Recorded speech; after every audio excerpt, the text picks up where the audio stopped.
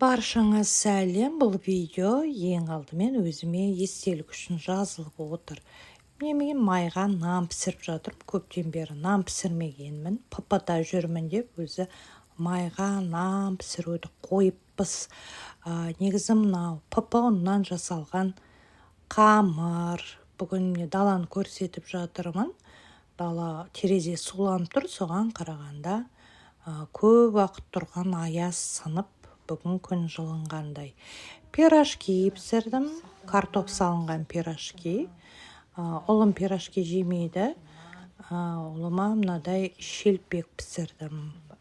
Жаңа айттым, ПП ұннан жасалған, әр түрлі ұннан жасалған, қамырдан жасалған нан. Суға піскен картоп. Сонымен тойып алғаннан кейін ұлымды алып орталыққа бардым, сол жағалауға бардым. Бұл жерге келген себебім жұмыстан шықтым. 1,5 жылдай жұмыс істедім. Осы жерде жұмысымның кеңсесі орналасқан. Үйде отырып жұмыс істедім, онлайн жұмыс болды, ыңғайлы болды. Және ақша жағынан кішкене өзіме көмек болды. Бірақ әр нәрсенің аяқталатын уақыты келеді. Бүгін бұл кезеңге де рахмет айтып қоштастым, яғни жұмысыммен қоштасып, енді ұлым екеуміз аялдама жаққа бара жатырмыз. Өмір қозғалыс, сондықтан оның өзгермей тұруы мүмкін емес. Сондықтан өміріміздің өткен кезеңіне алғыс айтар тұсына алғыс айтып, әйтеуір ренжімей келешекке үміт артып, алға қарай жылжи береміз. Ауа райы көріп тұрғандарыңыздай шуақты, тамаша, қатты аяз да емес. Сонымен міне өзіміздің ауданға келдік. Яғни мынау біздің оң жағалау, үйге алыс емес жер. Осы жерде мынадай тамаша ойын алаңы бар екен. Балам көптен үйде шықпаған ғой. Мен жұмыс істегесін күндіз үйде отырамыз ғой. Онлайн болса да шықпаймын, өйткені құжат жіберіп қалады. Сонымен бүгін міне тырнақша қалып айтқанда бостандық алып, өзім соңында еркін сезініп, рақаттанып жүрмін. Оны сезген балам да рақаттанып жүрміне, қарға аунап, рақаттанып ойнады. Қыс түскелі бір ойнағаны осы.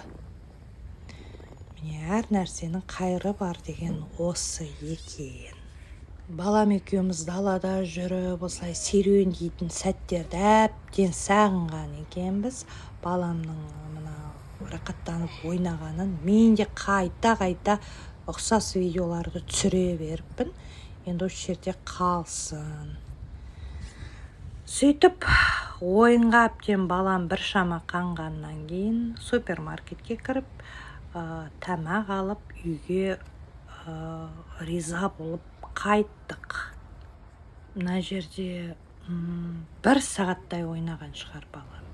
Мен де жүр, үйге жүр, жұмыс деп бұрынғыдай асықтырған жоқпын. Мен де балама рақаттанып, мерейлене қарап тұрдым. Балам әбден шаршағанша ойнады, содан үйге қайттық. Мынау әпкеме көрсетіп жатырмын, мен шайға осындай тәттілер алдым. Бүгін енді тамақ істемеймін, міне үйге тамақ бар, кешке жейтін тамақ бар деп жатырмын. Міне ПП-дағы адамның жейтін тағамын көріңіздер. Неке ұлым. Ең бастысы бас амандық болсын деймін. Ақша да болады, жұмыс да болады. Тек деніміз сау болып, басымыз аман болса, жүргенде жолымыз болса болды. Ең басты адамға қажетті база сол, негіз сол. Қалғанның бәрі де болады.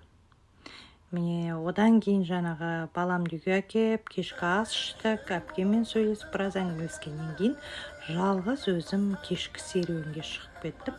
Кешке кішкене аяз болды шыны керек.